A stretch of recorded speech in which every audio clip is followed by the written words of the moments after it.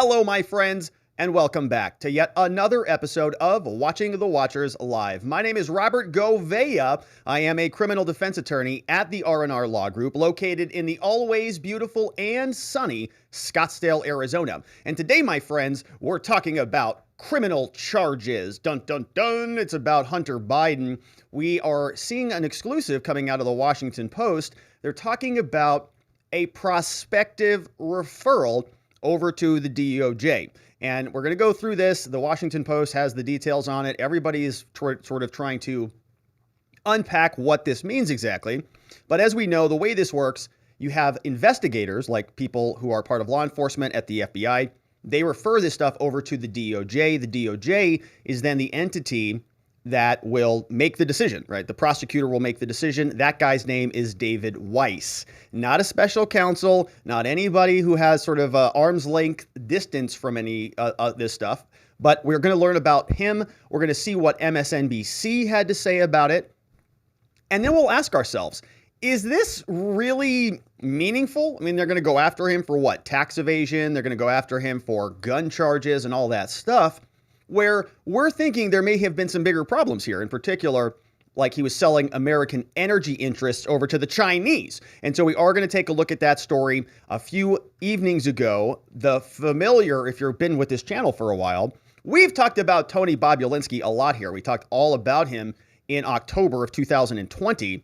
And he's back 2 years later. It's October again. And Tony Bobulinski is back here on Tucker. And he is saying that, yeah, look, the FBI, they haven't even contacted me since then. And guess who was in charge of that investigation? Tim Thibault, the FBI agent, who's no longer an FBI agent. So we'll take a look at that. We also have a voicemail that Joe Biden left on Hunter Biden's voicemail saying, "You're in the clear now, buddy. We got away with it. Yuck, yuck, yuck, yuck." So we'll go through that. We've got Jesse Waters, who is on Fox News. He's got some sources that say that Hunter Biden actually rejected a plea deal, sort of a pre-indictment, a pre-charging plea deal. And that's kind of a shocker. So we'll check in with him. And we've got another story that FBI whistleblowers are bailing out. They're trying to get out of the agency because there's all sorts of misconduct allegations of a particular variety going in their direction, and they're a little bit concerned about this stuff. So we'll take a look at that. Now, all of that is going to be in our first segment. We're going to have two very short segments in the latter half because we may attend to the debate between Blake Masters and Mark Kelly. We'll see sort of how the energy level is here when we get there. But in our second segment, we've got the Biden walking backwards clip. You may have seen this. And, you know, it's kind of one of these silly videos where he's just like walking away from the press backwards. It's kind of a weird, he's like, all right, you're all freaking me out, man. I'm out. And you see that there. It's kind of a weird deal. We'll take a look at that. And then we'll sort of use this as a jumping off point because many other people are saying that Joe Biden is in fact walking America backwards. There's a clip that is going viral all over the place on Twitter. This gentleman here, and I don't know who this is. If anybody knows who this is before we get here, I would be very appreciative to know who this guy is. But there's this pastor at a black church, or a black pastor, I think is sort of the virality of the clip is how everybody's calling it. And he just lays in to Joe Biden. And it's a beautiful thing to watch. We've got about 2 minutes of this, and he sort of shocks the crowd. This clip is, spreading all over the place. And we'll take a look at that. We have Chip Roy, who says that as a result of what happened with OPEC yesterday, that war is being waged on America.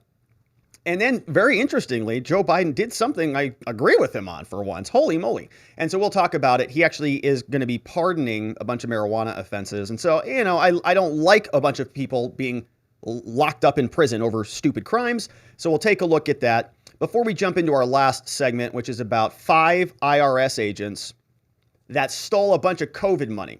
A bunch of COVID money got stolen by some IRS agents. And there's going to be 87,000 more of them at some point in time. And so as you can see, we've got a lot to get to. Now, I am seeing that there may be some problems here with Rumble. I don't know what the deal is over on Rumble. Here's what I'm seeing on Rumble. Waiting to upload to video storage. And so I don't think that's something on my end. I don't know. But all right, so keep checking back on Rumble. I'm not sure what's going on over there, but looks like we're okay over on YouTube. It's always one of these platforms. It's always something, man. Can we just have a peaceful stream here for the love of... All right, and so as you can see, we have got a lot to get to. And if you want to be a part of the show, the best place to do that is over at watchingthewatchers.locals.com. And in fact, over there today, we were talking about this Hunter clip. You know, I wanted to see what maybe you guys think about this. I thought I did a pretty good job of censoring the nipples here on the thumbnail. You know, YouTube they get a little bit squirrely with some thumbnails, and so I don't want random nips all over the stream. And I think I got them censored. I mean, I don't know what you think. Locals is not so sure. They think they might see something poking out, but I don't think so. I think we got it all covered up. So it is a PG. It's a PG thumbnail as far as I can tell. But you know, I'm not sure what they're saying over there on locals. They were saying maybe it's in the O, maybe the nipple's in the O. I don't know. I don't think so. I think we covered it up. I think we're pretty much in the clear on that one. I'm not even worried about it. So we'll just, you know, that's what's going on over there on watchingthewatchers.locals.com. So go on, check that out. You can also get our morning walk and talks. Some of the extra good content, the non-show content is available to all members, whether you're on locals or on YouTube. So check us out over there. Of course, I am a lawyer over at the R&R Law Group. Our phone number is 480-787-0394. We have a mission to help good people charged with crimes find safety, clarity, and hope. So if you happen to know anybody who's in the state of Arizona, it's in a little bit of trouble, that's what we do every day. I had some amazing team meetings today with some quarterly meetings with the team. I was in the office for about 5 hours just doing intense deep dives so that we can deliver better service, better results for our clients. 480-787-0394. And of course, this Saturday over at ericshouse.org, we have our annual fundraiser, Hope and Healing 2022. Eric's House is dedicated to helping people who've lost somebody due to suicide, overdose, or tragic death, hope, heal, and recover. And so we got some amazing speakers coming up. Any donos that are coming in, any donos are being matched. We're up to $2,200. Holy moly. And I'm going to match all of that, all going to Eric's House, 501c3 nonprofit. Links are in the description below. If you are feeling generous, we appreciate that. All right, my friends. And so let's get this puppy queued up, shall we? And finally, get right into it. Criminal charges for Hunter Biden. That's what they're talking about. Now, we don't know if this is actually underway already, but the way this works, remember that the FBI, law enforcement agency, they do investigations and they gather the evidence. Then they take that evidence, they put it into a file, they write a little police report, and they say, hey, U.S. prosecutors, here's what we found. What do you think? It goes over to the prosecutors, and this guy who is assigned on this particular case, on the Hunter Biden saga case, is named David Weiss. And so we'll look a little bit more into him and learn about where he came from and how he's involved in all of this as the assigned prosecutor. But first, we got to get some background on the actual charges that might be coming down the pike. You can see the Washington Post has an exclusive on this. They got the inside scoop. They have somehow all these little tentacles plugged in at the DOJ. That's how they get all the leaks for the Trump Mar-a-Lago search and so on and so forth. They get the leaks somehow, or this is just something that is being handed to them by the White House. And we'll talk about that in a little bit further.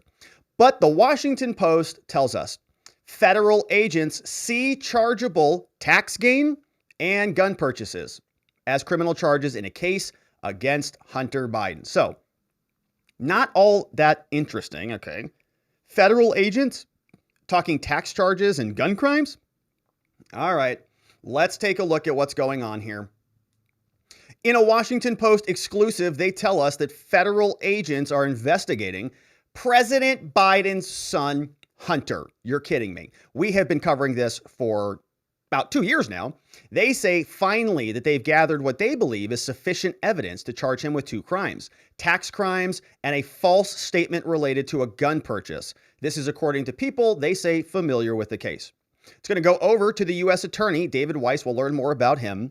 The investigation began 2018, central focus of the Trump campaign. Remember that there was a business partner named Tony Bobulinski who came out in the months leading up to the election and said he was Hunter Biden's literal business partner, and he came out with emails and invoices and receipts and contracts and all of the things. And we went through all of them, right? We read through every single one of those things in basically October of 2020, and we said, this looks about as legitimate as you can get. Pretty obvious what this looks like.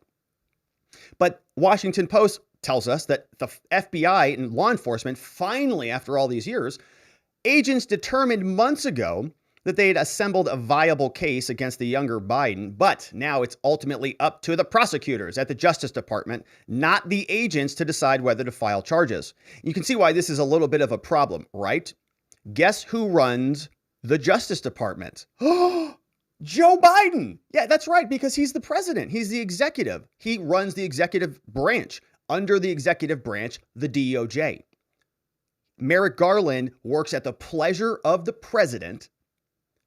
Merrick Garland literally runs the DOJ as the attorney general, the same DOJ that's investigating the president's son. Conflict of interest, if you've ever seen one. So now it's up to the DOJ to decide whether to prosecute the son of the sitting president. Kind of a major conflict. They say, given the intense political interest in a criminal probe involving the son of a sitting president, Merrick Garland, here we go, has made clear that U.S. Attorney in Delaware, David Weiss, who was nominated, they say, by Trump, is supervising the case. Now, this is why they kept David in place completely in the first place. If they replaced David Weiss when Biden took over and they said, you're off my Hunter Biden son, you're off his case, bye. What happens? Do you think that they can appoint somebody who is their own man? Of course not. They can't appoint their own U.S. attorney now. You're assigned to this case. David, you're off, you're in. Because that would look as corrupt as could be. So what they chose to do instead is to keep David Weiss on the case anytime that there is a criticism about David Weiss or about anything like that. All they do is they say, look, Trump appointed him late 2017. So it's a Trump, in other words, David is sort of has cover for making whatever decisions he makes by virtue of the fact that he was appointed by Trump. And they're continuing this narrative that because there are different people working on the case, that there's no conflict of interest there. Garland has vowed there will be no political or otherwise improper interference in the Hunter Biden case. Okay, if you believe that, and has not moved to push Weiss to make a decision, the people familiar with the matter said. It's not uncommon for the Justice Department investigations to take years to finish. And that is even more appropriate, even more convenient when, let's say, you're running for the White House. You know, they could really accelerate criminal investigations if they need to. I mean, look how fast they're moving against Trump. They are fighting like a bunch of meth addicts who are just cracked out all over the place. Too much Adderall over there at the DOJ. They say, we've got these boxes and bins of materials, and we cannot wait to just start going through them. They're appealing to the 11th Circuit. They're going to be responding to the Supreme Court. They don't want anything to interfere with the speed of their investigation of Trump. They need it done like yesterday. They are fighting tooth and nail over this thing. But if it's the president's son, if it's Biden's son, it takes years, man. A lot of work has to be done to investigate whether he cheated on his taxes. Two totally different standards. And this is not just about Hunter Biden. This is the president's son. As we're going to learn, the president was involved in all of this stuff, leaving voicemail saying, you're in the clear, sonny boy. So they're telling us a lot of work goes into the criminal tax charges. And a spokeswoman for Weiss declined to comment, as did two people from the FBI and the IRS, obviously. Asked about the case, lawyer for Hunter Biden, Chris Clark, he accused investigators of leaking information. You're kidding me. The FBI is corrupt? Holy moly. Even Hunter Biden's lawyers are saying the DOJ is garbage. Wow. It is a federal felony for a federal agent to leak information about a grand jury investigation like this one. They don't care. This serves the Biden administration. We'll get back to that. Clark said in a written statement, Any agent you cite as a source in your article apparently has committed a felony. This guy's responding back to the Washington Post. They don't care either. We expect the DOJ will diligently investigate and prosecute these bad actors. As is proper and legally required, we believe the prosecutors in this case are diligently and thoroughly weighing not just the evidence, but all the other witnesses in the case. The job of the prosecutors is not to be pressured or criticized for doing their job. So any charging decision is especially fraught, they say, because Trump and others have made accusations of corruption, all of which has basically been proven true. Trump allies revealed at the height of the election that this was the laptop from hell that landed at the hard drive repair store, the laptop repair center. 2 security experts came out and they did the whole investigation. And then we had a bunch of those so-called intelligence experts who have no intelligence and aren't experts about anything, who came and communicated that 51 of them reviewed the evidence and they said it looked like it was a Russian misinformation. All wrong, all idiots, no intelligence at all. So now we have to wait and see while the DOJ continues to slow roll the investigation against Hunter Biden. And we'll see if it's something that is conveniently brought up, let's say, after the election. We'll see. Now, the individual in charge of making the charging decision of Hunter Biden is David Weiss, U.S. attorney. Wikipedia tells us more about him. Currently serving out of the District of Delaware, started in 2007 at the office of the U.S. attorneys. He was there from 2009 to 2011, also served as the assistant attorney, prosecuted violent crimes. He was at the state's attorney, worked at a different law firm there, and he finally got a nomination back on February 2018. He was sworn in on February 22nd, 2018. Since that time, he has been in charge of the Hunter Biden inquiry, and he was asked to stay on during the Biden administration. And again, why would that be? Because if they put him off of the case, then he is going to be replaced by somebody, and the Biden administration couldn't replace this person with one of their own lackeys because that would look like obvious corruption. So rather than replace him, they just kept him on. Anytime somebody asks about this, they just say, oh, no. If David Weiss doesn't make a charging decision, if he declines charges, right, if he makes a declination, they'll say, well, Trump appointed him, and so he must be a Republican, and so he's very trustworthy because Trump. It's cover, right? They're covering up for his decisions by blaming it back over on Trump. MSNBC got news of the potential Hunter Biden criminal charges, and they were breaking it down, and they're sort of getting the bad news. You know, they, I think, have been trying to bury this stuff for years now, and now it's too much to contain. Here's what it sounded like when they learned, yeah, it's all true. Breaking news from the Washington Post. They're reporting that federal agents investigating Hunter Biden say they have gathered, quote, sufficient evidence to charge him with tax and gun purchase crimes. Ooh. Joining me right now is Washington Post national security reporter Devlin Barrett. So, Devlin, walk us through what we know, what you know. Right. So this investigation was opened in 2018. It's been going on a long time, and it's been supervised since the Biden administration began by a holdover U.S. attorney from the Trump administration in Delaware.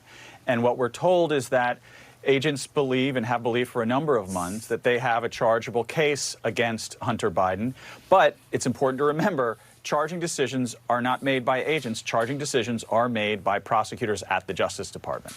And that's going to be the cover. So if Weiss decides not to charge, they're going to say, well, it was a Trump prosecutor who made the decision, and therefore it's legitimate, right? There's no pressure coming down from the White House upon David. What are you, nuts? No, it's a Trumper. Trump appointed him in the first place. So if he declines this, or if he does charge it, but he charges very minimal, minute crimes, undercharges the criminal conduct, if they say, well, look, he investigated it. All right, David Weiss went through. We spent years on this thing. It goes all the way back to 2018. I mean, look, we have done our due diligence on this, and now a Trump prosecutor has declined to charge Hunter. So that means it must be in the clear. You can trust us. Trump appointed this guy, not us. We'll decide this. These crimes that we're talking about, what are the details, these alleged crimes regarding taxes and regarding a gun purchase? Well, right. On the tax question, we don't know a lot of the specifics, but we know it's on the sort of general problem of allegedly failing to report significant amounts of income. Hiding your income. Significant amounts of income is what he said. And we're going to come back to this because Fox News has a source that tells them that Hunter Biden declined a plea deal, that there was a potential resolution to all of this. You've got an overdue tax bill. They may charge you, but they may say, hey, why don't you just contact us? Why don't you pay this difference, pay the penalty, pay interest, and then we'll just make sure you don't get charged and we'll just sort of button this whole thing up, right? There's a process by which this happens in the law. It's called offers in compromise. You got a delinquent tax bill, you negotiate it out with a tax attorney, you go back to the IRS, which has tax lawyers, and you settle the whole thing out, much like a plea deal in a criminal case. But in this case, there was apparently a plea deal that was being floated around about those tax violations because he was not reporting all of those millions of dollars he was basically embezzling from these foreign entities, not going into his reporting. Issue. It's a little more complicated in that when a person buys a gun, they fill out from a licensed dealer, they fill out some paperwork and they have to say a number of things and they have to be truthful in those statements. And the allegation or concern is that in 2018, when Hunter Biden bought a gun, he said he did not have a substance problem and was not addicted to drugs, when in fact in his own autobiography he writes that he was using drugs quite significantly in that time period. The autobiography admission. Oh, you hate that one. Hunter, tell me you didn't write about it in your book. Oh, shoot. Was I not supposed to say that? And he has since said he's gotten clean and beaten that addiction.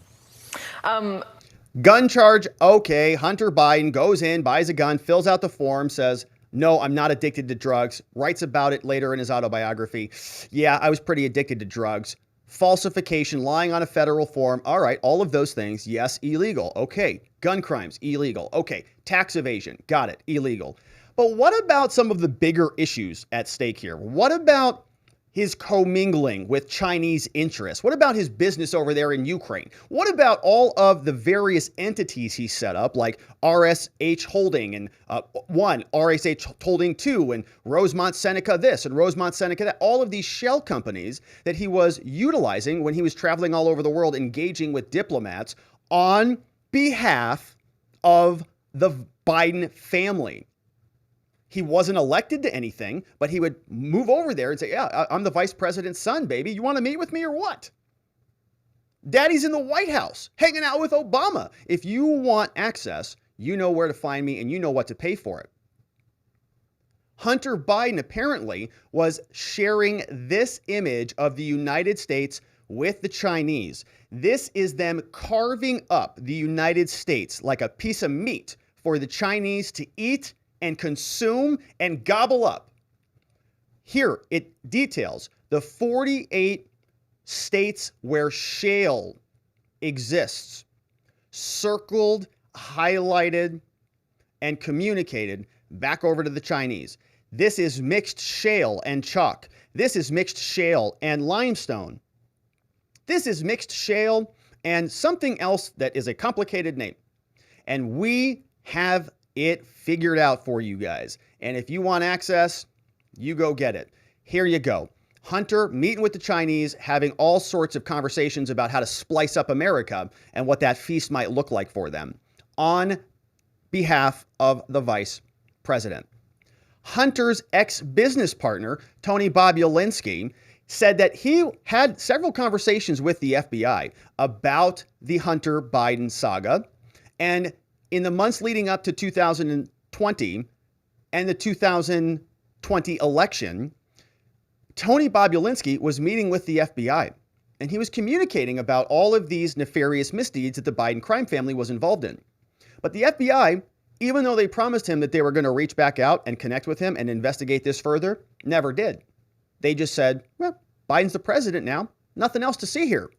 For the sake of our country, for national security. At that point, he was candidate Joe Biden. Now he's the sitting president of the United States, the most powerful person in the free world, and daunting. So at the end of that 5+ hour interview, the head of station told my lawyers, listen, an individual named Tim Thibault is going to run point on all of this. We're definitely going to have Tony come back in for a follow-up interview. Could be as early as next week. Some of the people that were in the room weren't well versed on all these facts. We may want to have people come in from Baltimore or Delaware.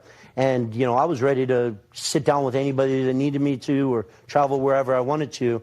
And so the head of station gave my lawyers Tim Thibault's cell phone number. Tim was not there that day. I think he was out of Washington, D.C.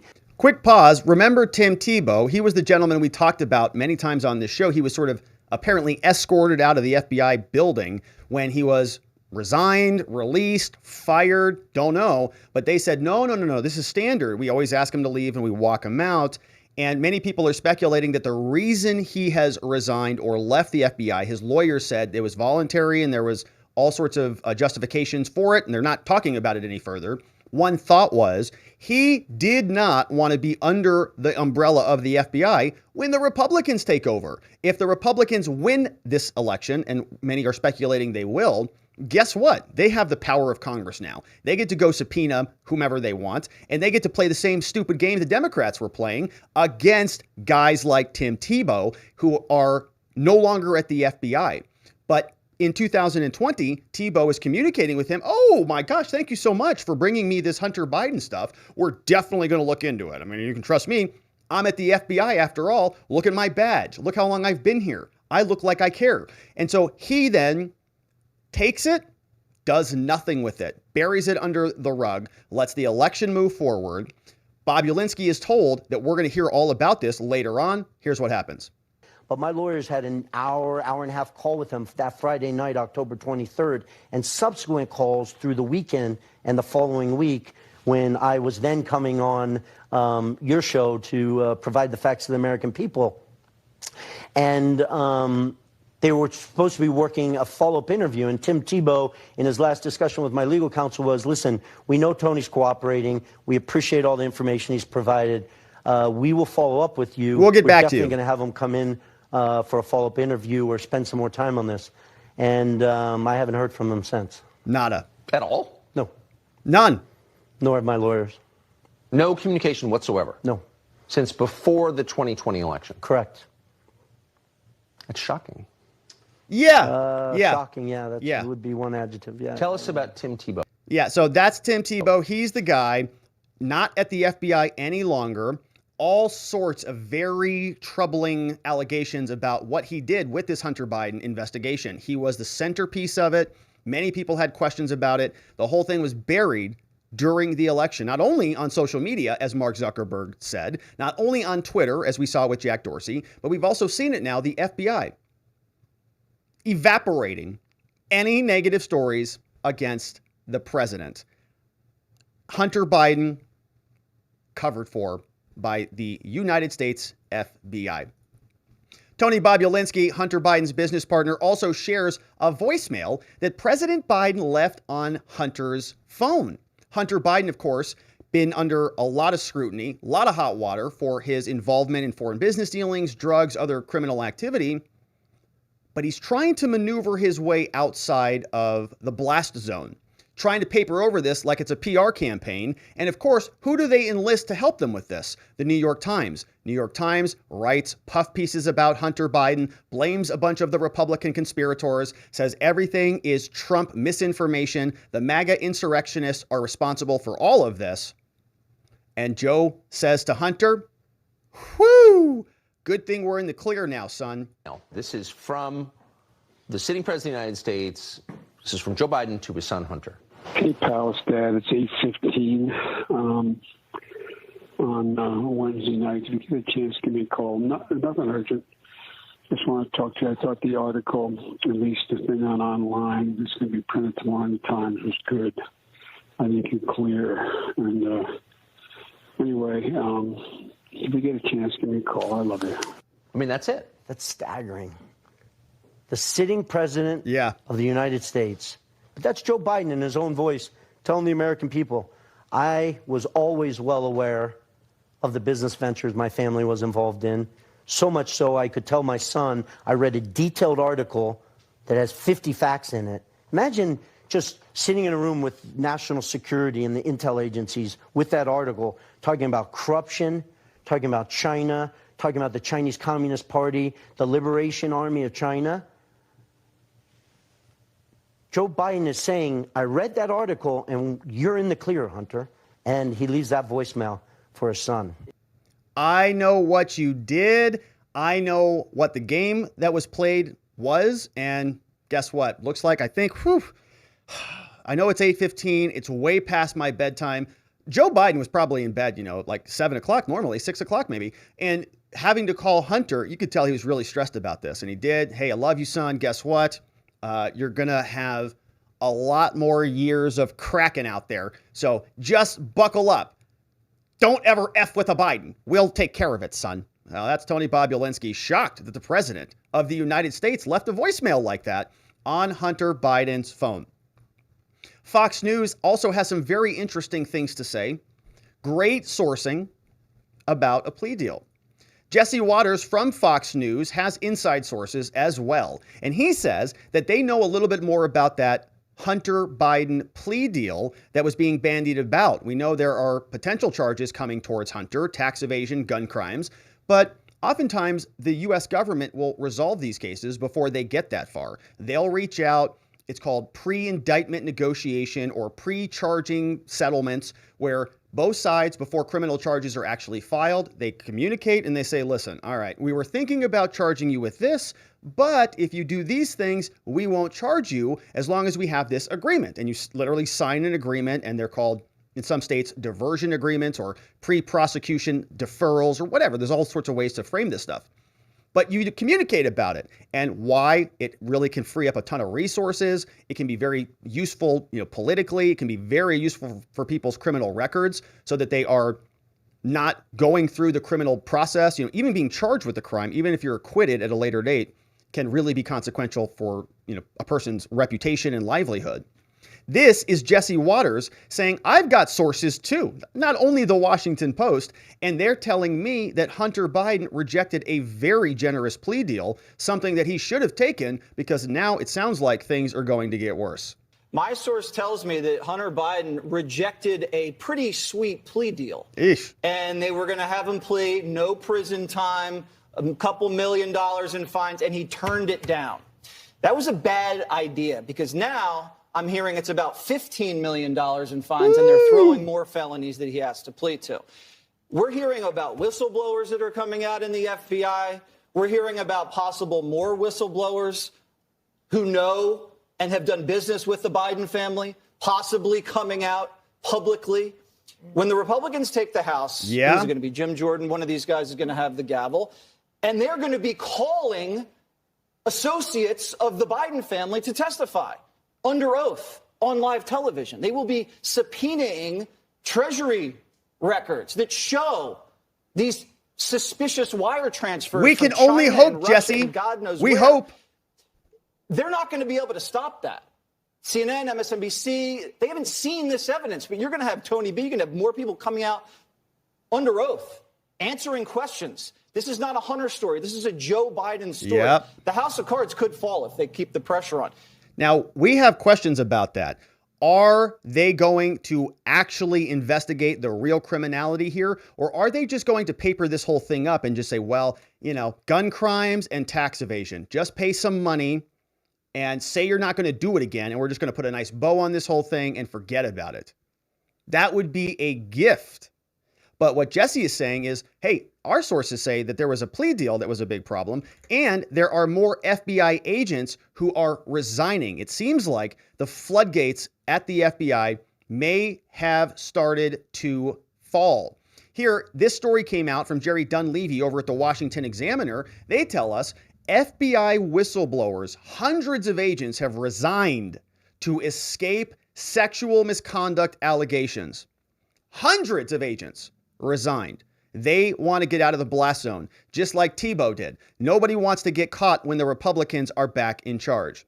A top Republican senator revealed that whistleblower allegations and internal DOJ records show that in an effort to be held accountable, hundreds of employees at either the FBI resigned or retired. after being accused of sexual misconduct. What? Chuck Grassley made his findings public in a Thursday letter to Merrick Garland and Christopher Wray. He said, lawful and protected whistleblower disclosures provided to my office include allegations and records that show hundreds of FBI employees have retired or resigned because of misconduct allegations. They did so in order to avoid accountability, saying this is abuse and misconduct, it's outrageous, and it's beyond unacceptable. Grassley cited an internal unclassified DOJ memo, a document from the Office of Disciplinary Appeals, saying that retirements and resignations during unwelcome sexual conduct adjudications with data all the way through December 2020. DOJ reviewed this in a database, and they found that from 2004 to the end of the review, 665 FBI employees, including 45 senior service, executive service level employees, 45 senior executives, disgusting pervert FBI agents, have retired or resigned following an FBI or DOJ Inspector General investigation into alleged misconduct, but prior to the issuance of a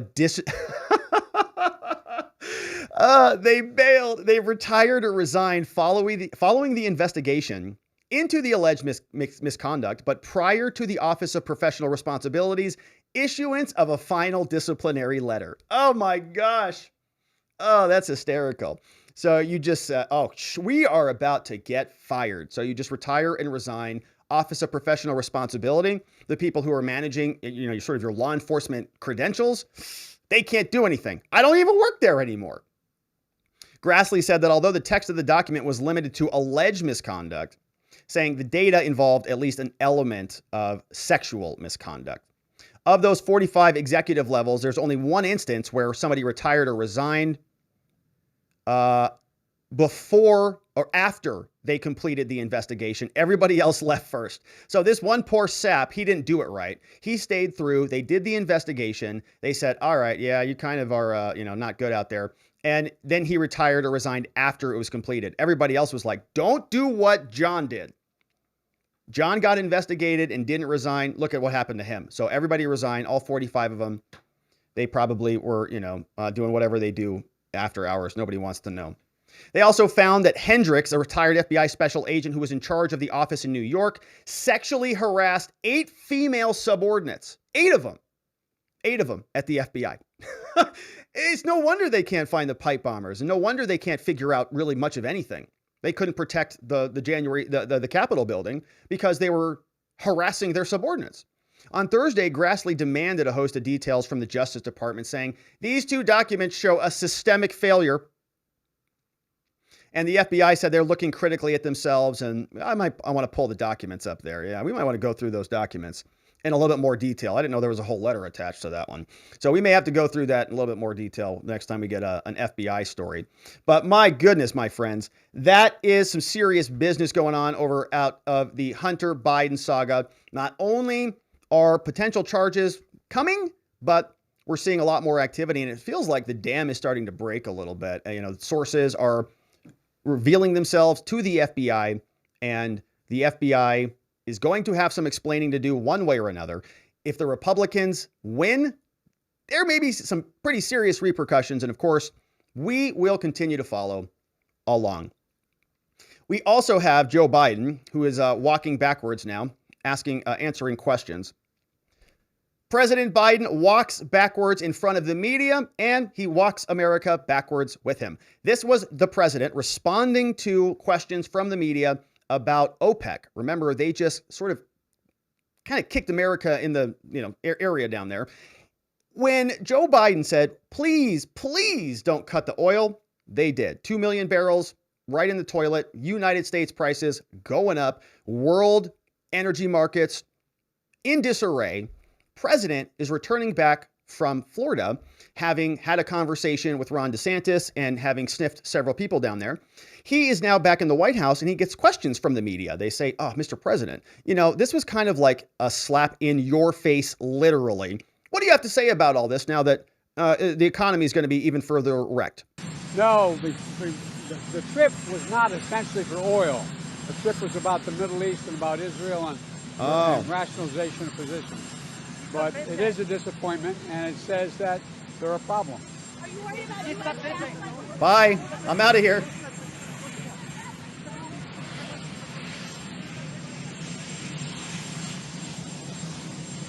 Weird. You know, we had a dog. We had a dog like that who used to do that. We had a dog that would actually back itself through doorways. You know, it sort of back up through the doorway and then turn around and then go front way through the door. You know, you ever have a dog like that? And what happened with that dog was it was insane. It didn't know anything. It didn't know what was going on. And eventually that dog had to go away to doggy heaven. Not implying that at all. I'm just saying there are certain things that are telltale signs of problems. Here's the president. Personalization of positions. But it is a disappointment, and it says that they're a problem. Are you worried about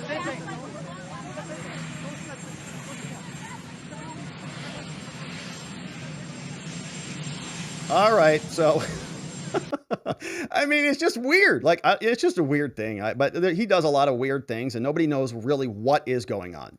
While Biden is walking America backwards, we have a very viral clip of a black pastor who is addressing his church, and he's explaining just how far gone America has become in the last 1 year. Our nation is gone mad. Yes. I hope y'all like y'all's president. Oh, that's spicy. Because in a year's time, he screwed the whole nation up.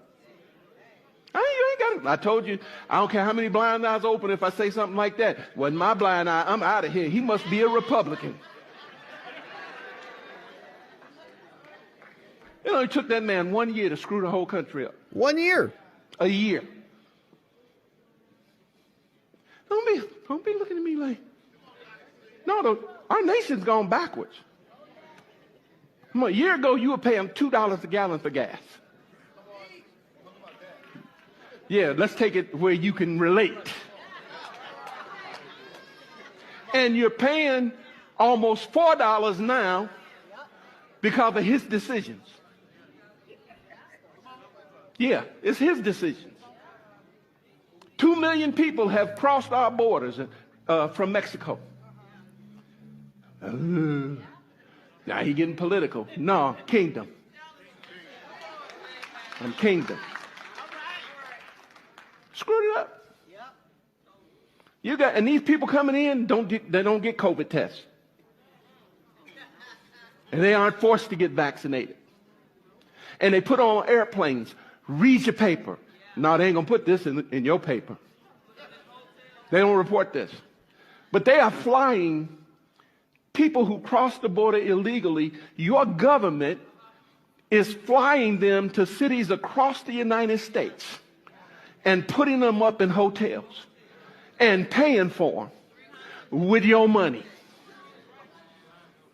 People in the background, 300 over there. I heard 300 here.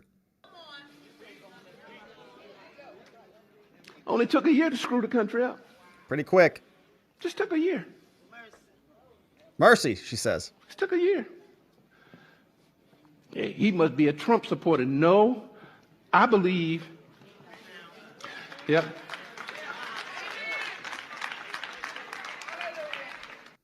There we go. You know, that's powerful stuff. And as more and more of that starts happening, right, that's what people can really connect with. Trump doesn't matter. Biden doesn't matter. None of this stuff matters. It's about, are we going forwards or backwards? And everybody can see very clearly. Definitely going backwards.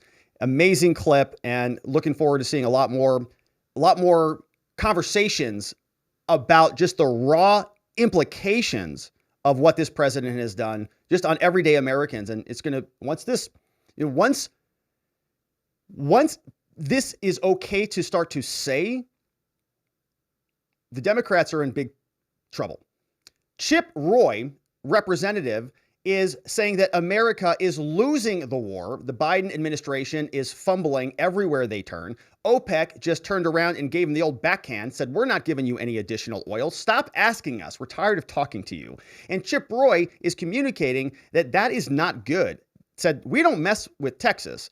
And they are messing with the United States. It sure seems that the president has this wrong, right? I mean, the entire world is messing with us, right? We have that expression, don't mess with Texas. They're messing with the United States. And it's predictable. This president and his left-wing cronies in Washington have completely abandoned our national security strength. Just a mere 2 years ago, we were leading the world, and we were actually exporting oil and gas. We had national security strength from a very strong oil and gas industry led right here in Texas. But this administration has been at war with fossil fuel, been at war with American people, adopting policies that undermines our national security.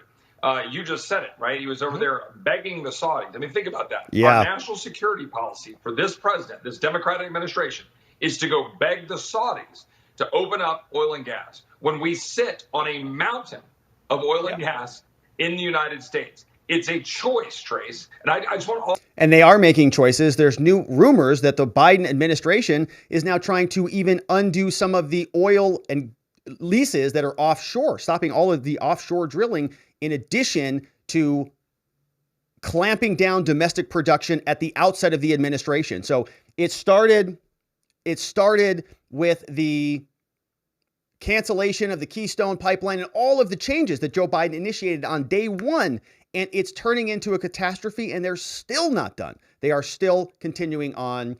And Chip Roy is saying this is a literal war at this point. The United States is not in the business of begging for natural resources. We've got plenty right here. Let's just go get it.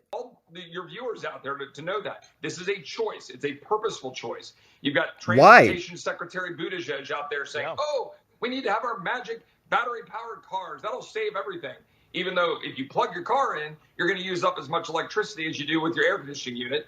And they're catching fire all over Florida, right? Because the batteries are being inundated with water, and the fire departments there are having all sorts of issues putting out all of the electric vehicles. So, it's not a one-size-fits-all solution, but the Biden administration continues to make it a one-size-fits-all solution. Everything has to be about green energy, and everything has to be about transitioning. Meanwhile, Americans all around the country are hurting. And as we talked about yesterday, the energy prices, the oil prices all over Europe and elsewhere are ratcheting up dramatically, becoming a giant problem. Biden did something that we can agree with here on this channel for once, issued some marijuana pardons. Quick proclamation here from the president, and many people calling this an October surprise. Not a lot of meat and potatoes on this thing. That's the whole thing. But this is a general proclamation coming out of the White House. Here's what it says. A proclamation on granting a pardon for the simple possession of marijuana. They say, I, President Biden, under the Constitution, I grant a full and complete and unconditional pardon to all current U.S. citizens, so this would not apply to non-citizens, who committed the offense of simple possession of marijuana in violation of the law. Also with D.C. law and other laws.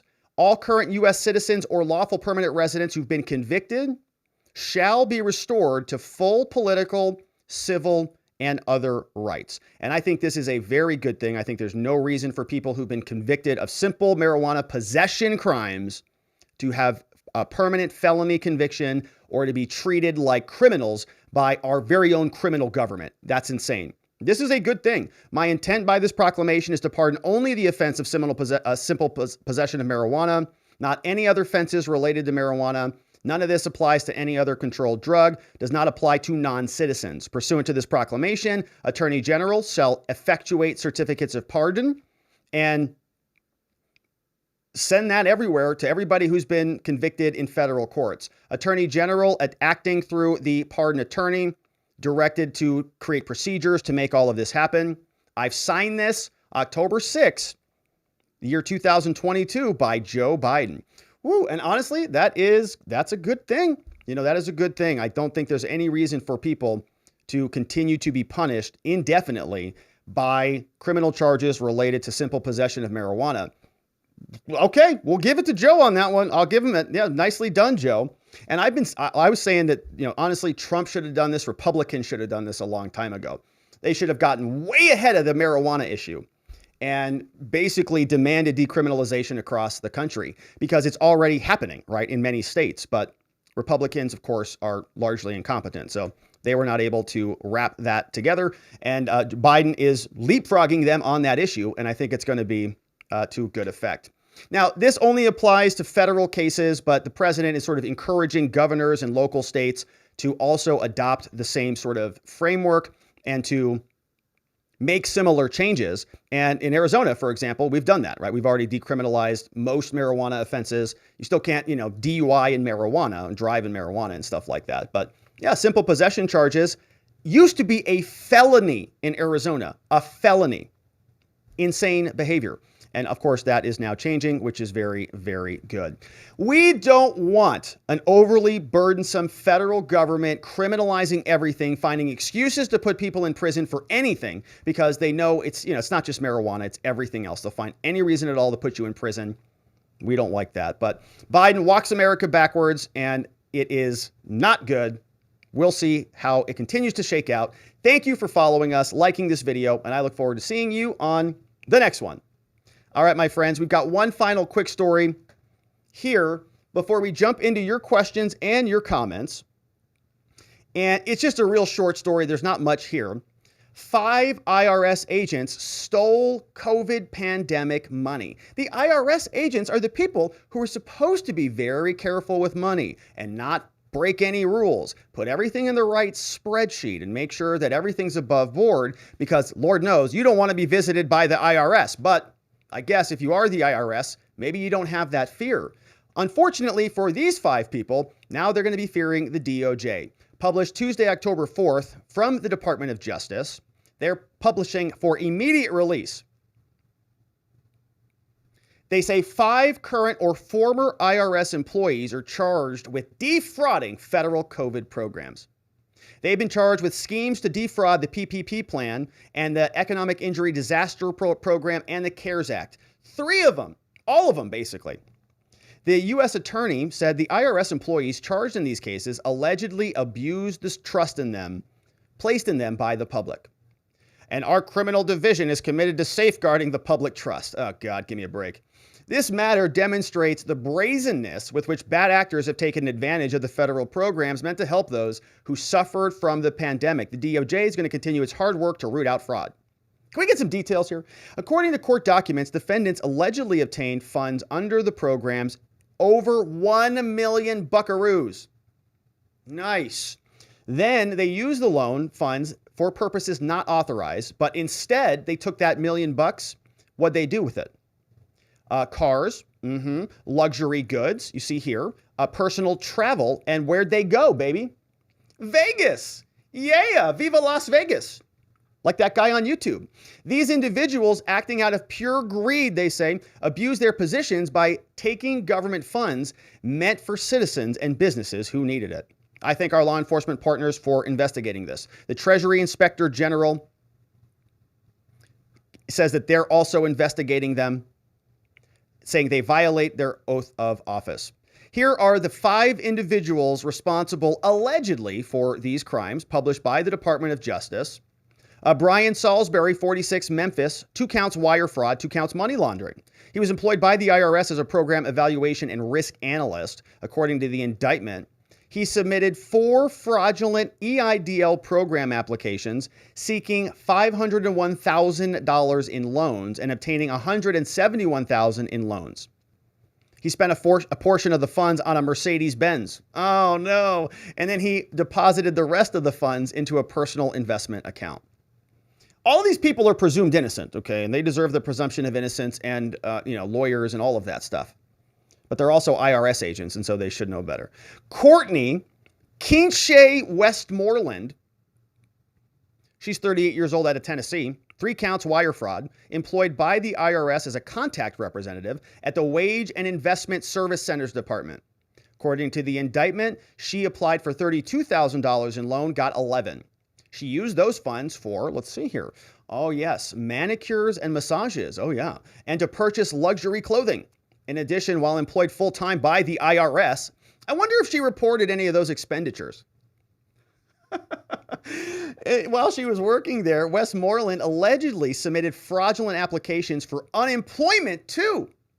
in which she falsely claimed that she was not employed by the federal government. She fraudulently obtained $16,000 in unemployment insurance benefits. Oh, so Fatina Hewitt is in the house. She's 35. One count wire fraud. Employed by the IRS management program, submitted a loan request seeking $338,000. Got $28,000 in funds. She went to Las Vegas and she bought some Gucci clothing. Oh, that's fancy. On October 4th, Hewitt pled guilty to one count of wire fraud. She already pled guilty. It's done and over for her. Roderick White charged one count of wire fraud. IRS contact representative. He wanted a loan for $113,000.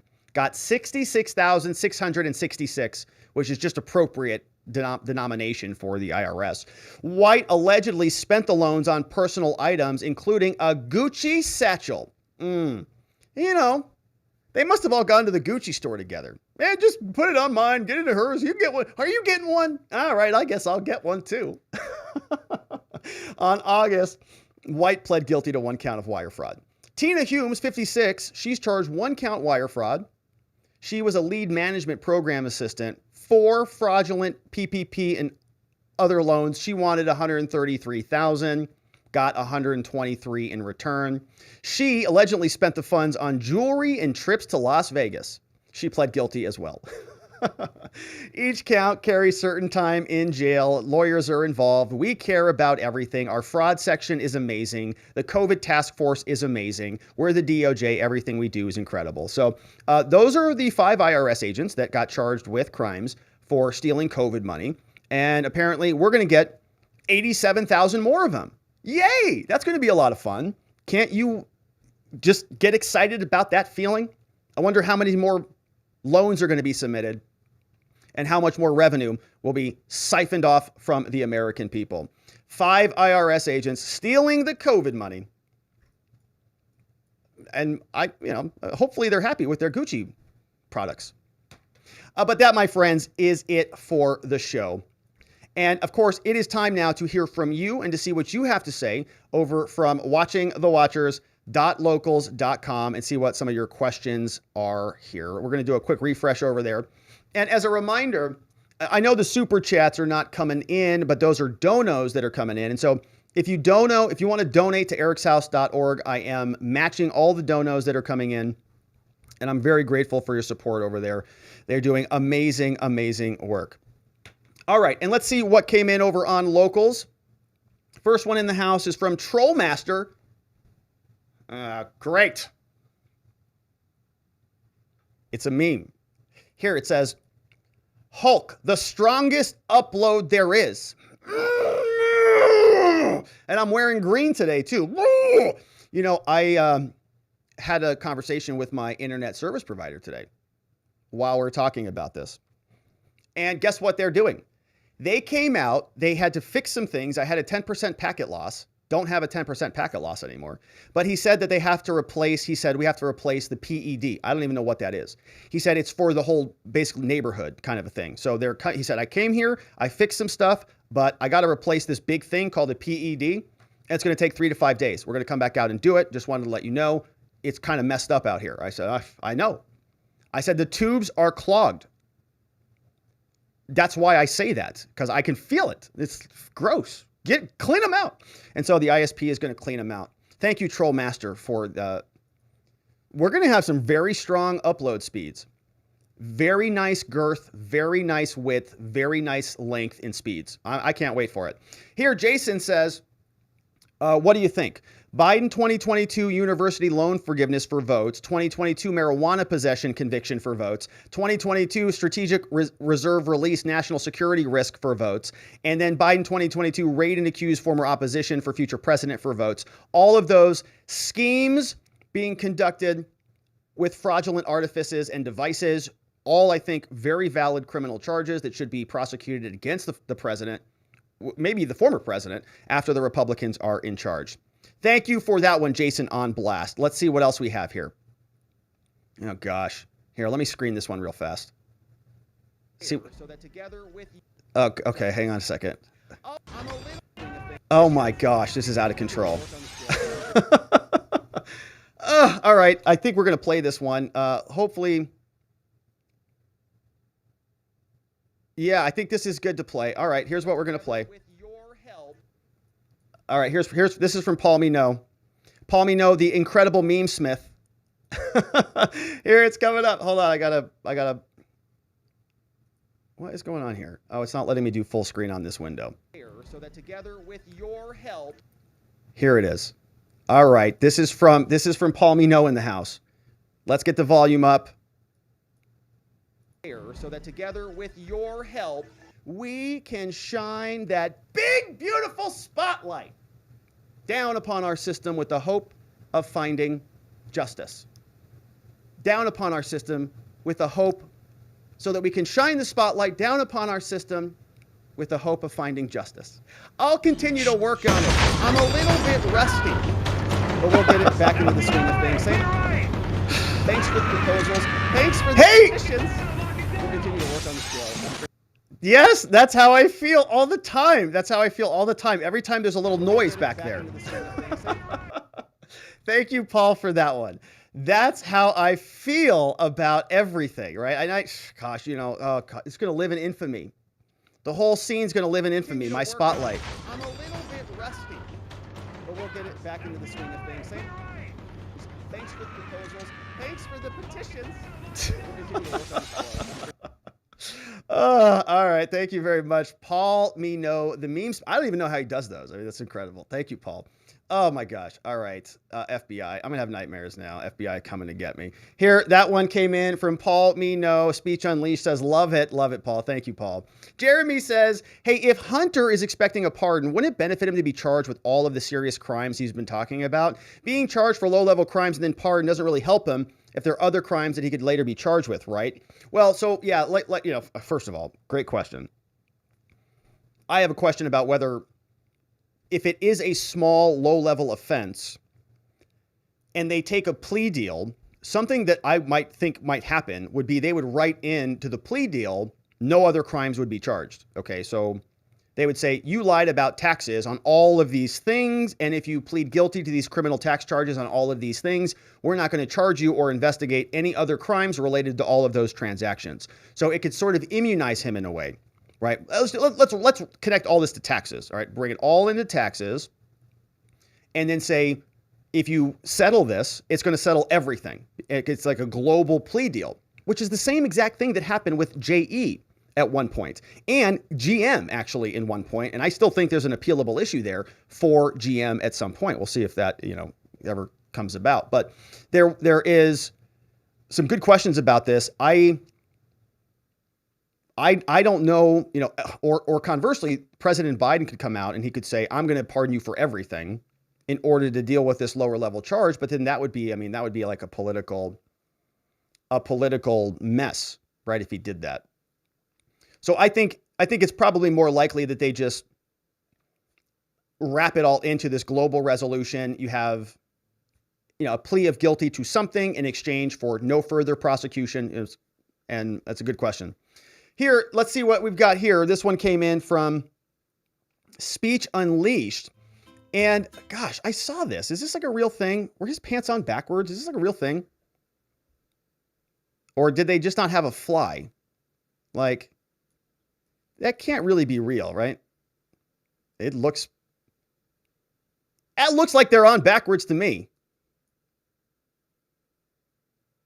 You got to be kidding me. Is that real? Oh my gosh. Speech. All right. So Don't Be Hating says still no Rumble. So I guess YouTube today. I don't know what happened with Rumble. It still says my video is finishing. I don't know if it's working or not over there. Ry-T says late. I was 30 minutes late. I know, super late. Really late today. It's Jake from Oxford. He says, Rob. First of all, you know, sometimes I get right into Jake, but Jake, he's from Oxford. I always have to make sure we're aware of that. Very smart. Jake, he says, Rob, for the sake of everyone that watches the show, I demand a video of you working diligently, creating the thumbnails, squinting eyes, studying hard on the screen, all to make sure Hunter Biden's nip-nips are covered by the letters. Or Nadless says, don't be hating. I did that today. I mean, I basically did that. I mean, here's the thumbnail over from Rumble. you know, and I had to go in there and like zoom in on this area right here, get down and dirty in there and see, you know, make sure that we were in accordance with the YouTube community guidelines. Hey, and they're saying over on locals, Rumble's working now that the show's almost over. Great. So I don't know what happened over there, but yeah, you know, maybe the next time we do,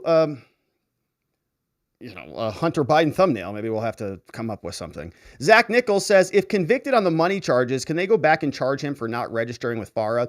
I mean, if there was a criminal, yes. I mean, theoretically, like you can charge anybody with any types of crimes you want. You're only sort of limited by double charging, right? You can't double charge somebody. It's double jeopardy. You can't charge somebody if there's a statute of limitations that expires. You've got jurisdictional issues, you know, so there's timing issues. If the charge expires, certain laws you can't prosecute after a certain time period, jurisdictional issues, all sorts of issues. But, you know, what I think they would negotiate is a universal deal. If he does take a plea deal, it would be something that encompassed everything.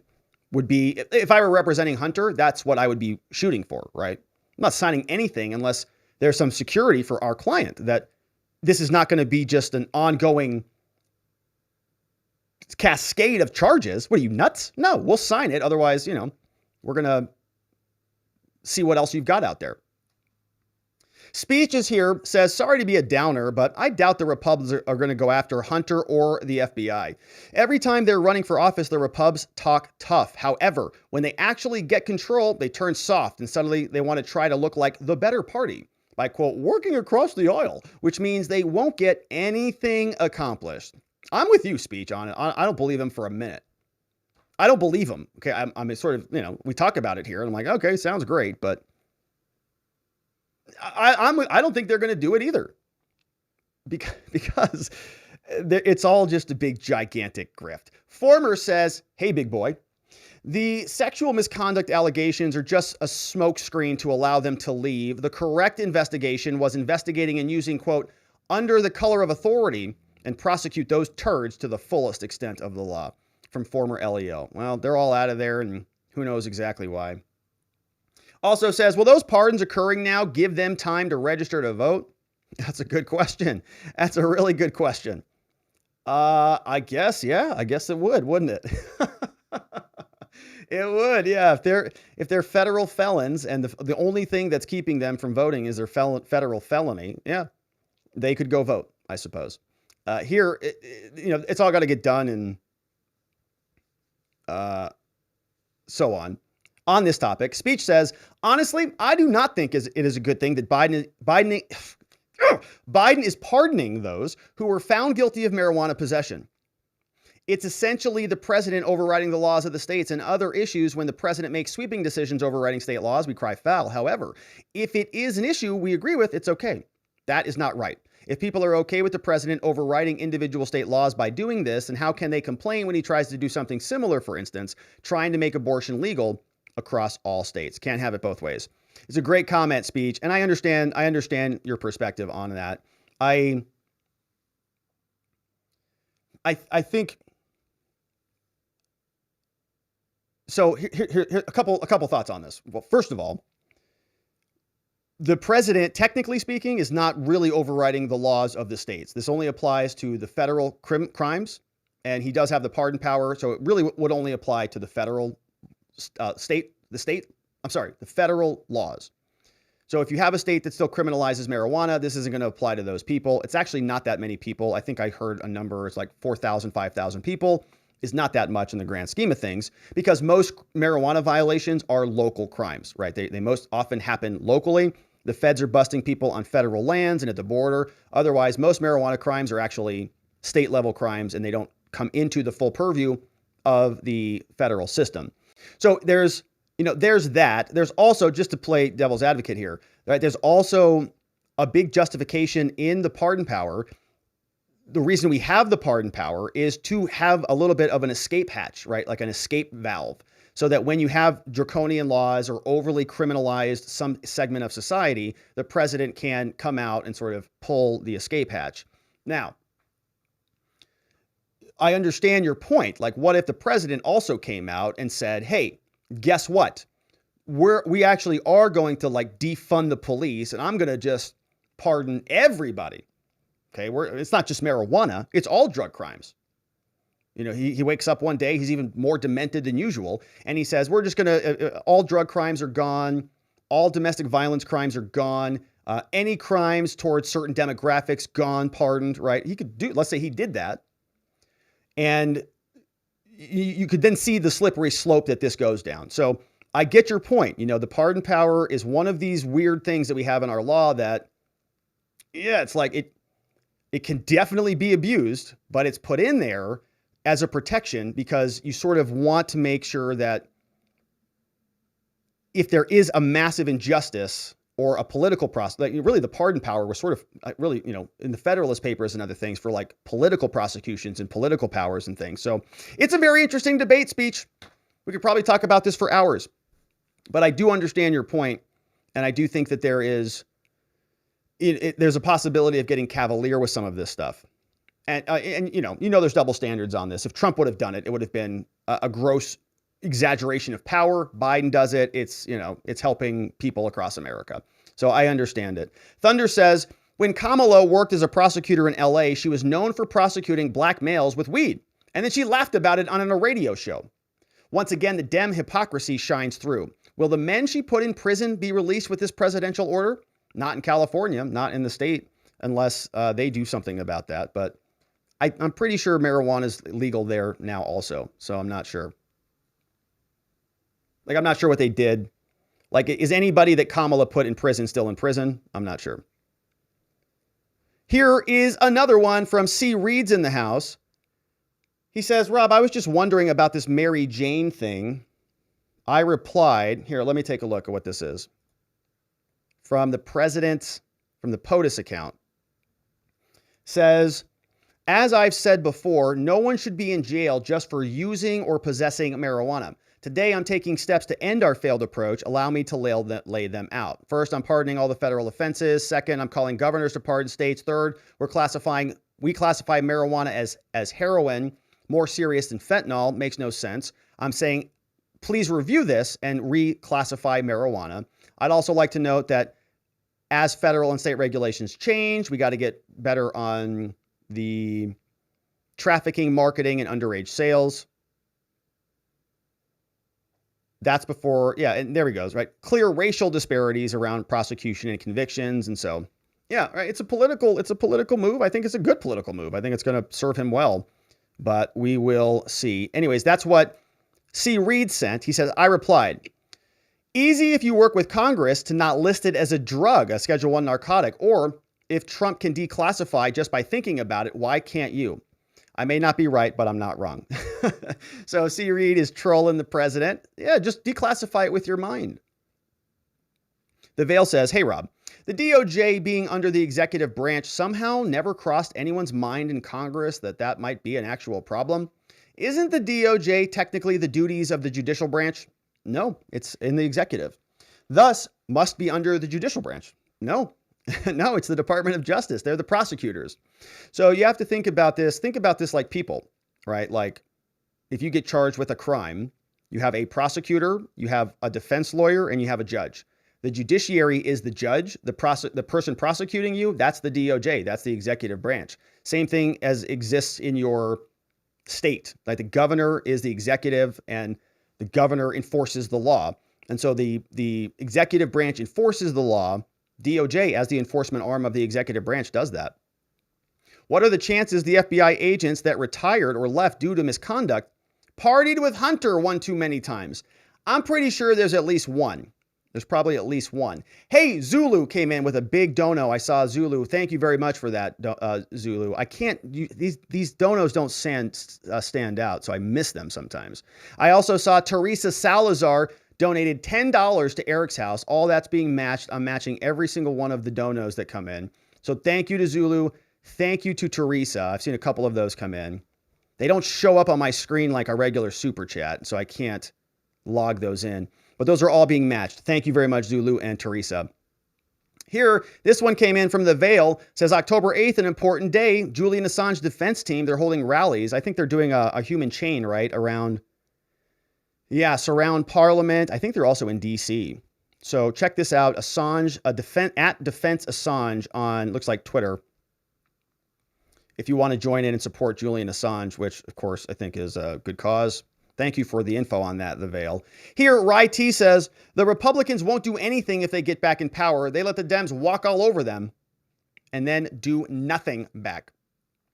I agree here, Rai T. And as to Speech Unleashed, you know, the only thing that I think that might cause the Republicans to wake up out of their stupor is their own demise. Like they're not going to be a party anymore if they don't do something. And we'll see. You know, like the old Republicans are probably gone. Like Mitch McConnell, Lindsey Graham, right? All of these guys, they're old, useless. But you take a look at Carrie Lake. Oh, you know, Carrie Lake's running a pretty interesting campaign, right? You get a new sort of group of Republicans in there that have to fight lest they lose. And I think we're going to see that, you know, yes, the current Republicans, you're right, they're not going to do anything. But they're like 1 or 2 elections away from being thrown on their butts. Here, Former says, it looks like they're trying to get Trump kids indicted at the same time Hunter is indicted. Probably true. Spondog says Biden was walking backwards because he forgot where he was and he was looking for the White House. Probably. Rai T says decriminalize all illegal drugs. Drug abuse and addiction should be a medical issue, not a police issue. You know, I think there's a lot of truth to that, Rai T. You know, there's a beautiful saying that you can't punish the pain out of somebody and that addiction is pain. It's the sort of the opposite of connection, that people feel alone and they feel shame and guilty, and that's why they're addicted. And if you punish them, it just perpetuates that cycle. And so by punishing people, all you're really doing is creating more criminals and furthering the cycle. And if you really want to fix that, there are better ways to do it than shoving people in prison. But that's Joe Biden's vision, 3 strikes law. Thank you to him back in the 1980s for creating the modern criminal justice state. It's disgusting and reprehensible, but that's how things work here, unfortunately. We did a refresh and we had a couple more come in from Former. Says, remember the foot stomping and rage over Trump's pardons? Yes, I do. And they were outraged about it all. And he could have done some interesting things on that, and he didn't. Robute says, at least he is doing something to fix some of the damage of the 1994 crime bill. That's right. He did. He did really cause a lot of problems, and he's undoing some of that, which is a good thing. Anti-Fragile says, watch the people around Biden. Definitely have them on backwards. Look at their expressions while looking at his pants. How does the president of the United States, how does that happen? Doesn't he have a wardrobe person? Or are they literally just trolling all of us? Your president is so gone that we put his pants on backwards. Real Butte says, Hunter's crack dealer might need to get the marijuana business and take advantage of the Biden's pardons. Well, that's another thought too. You know, what if it's just, yeah, maybe Joe Biden knows Hunter's about to get hit with like 35 marijuana charges. Those are the other felonies, you know, that were coming down the pike. Don't know. Real Butte says, remember Joe Biden laughing because he got to throw African Americans in jails for 5 years for a piece of crack cocaine and he used derogatory language? Yeah, I do remember that, Repute. I was outraged by that. We really pounded the table on that one here back during the 2020 election. I was outraged that these two people were talking about defunding the police when they created the whole stinking crime system. Ridiculous. Oh, totally ridiculous. All right. And so we're going to do one final refresh before we wrap it up for the day, my friends. We're going to leave it there. We had a couple more come in. Hey, it's Sergeant Bob's in the house. Sergeant Bob says, anything Sleepy does is for votes, not altruistic. Spoke with FBI agents this week saying he's on our side. Very cool. I'm sure there are a lot of good FBI agents out there. I like to poke fun at the agency, but I'm sure there are the good ones in there too. Good to see you, Sergeant Bob. Glad you're here. Rai T says adults should be able to choose what they put into their own body without the state interfering. Plus, people are more likely to seek help if they don't have to fear prosecution. Prostitution should also be decriminalized or legalized for the same reasons. It's easier to regulate and keep everyone safe then too. Yeah. Yeah, I think you're speaking a lot of libertarian language there, Rai T. Jeremy says, my dad is an avid bowler. Should he be worried about the 3 strikes laws?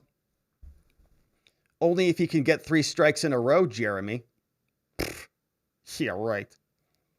Just kidding. I'm sure your dad's amazing. He's probably, what, 300 games? How many 300 games does he have?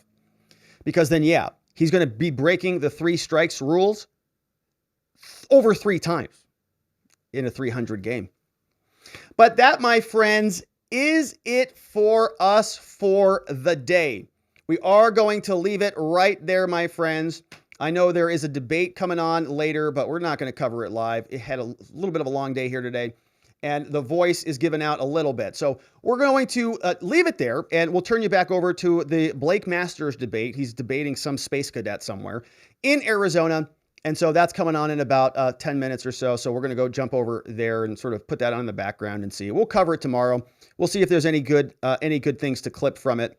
But that is it for the show on the day, my friends. I want to thank everybody who was a part of the program, all of our friends at watchingthewatchers.locals.com. You can see them chatting away over there. Shout outs to Jason C. Reeds over there, Uncle Shane, Kelly Selnow, Cat Crap Fevers here, along with Zach Nichols and many others chatting away. Also, if you're a member on YouTube, you get our morning walk and talk videos, which we also post on Locals.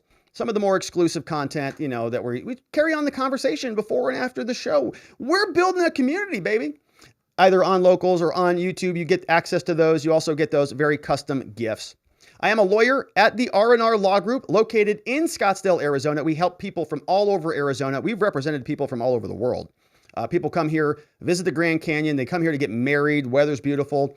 Golf, all sorts of events, host anything. People, unfortunately, get in trouble. In Scottsdale, actually in all of Arizona, they're doing very high racing enforcements right now. So they passed a new resolution. They're going out there. They have these racing task forces. And so we're getting very busy with a bunch of racing cases, right? A bunch of cops out there. If they're like, oh, you're going a little fast. Oh, racing, because they get a bunch of money. And so we're having to deal with that. And we will very efficiently. 480-787-0394. 480-787-0394. Free case evaluations online, rrlawaz.com. And again, on Saturday, we have our Eric's House annual fundraiser, October 8th, ericshouse.org, organization, 501c3 nonprofit dedicated to helping people find hope and healing after they've lost somebody they love. Overdose, tragic death, suicide, happening all too often all across America. Eric's House is hosting a fundraiser this Saturday, October 8th. Any donos that come over to my page, through my page or on YouTube, I am matching. I'm matching them all. And so thank you very much for supporting the organization. We have some amazing speakers. The links are all down in the description below. And I'm grateful for your support over there. Also, thank you to the mods who mod down the fort for us. Shout outs to Vienticus Prime. I saw K Beans over there. Lean's in the house. Playing Hooky. Shout outs to Ronnie, Zulu, Geo, and others. We've got, of course, our Spotlight supporters.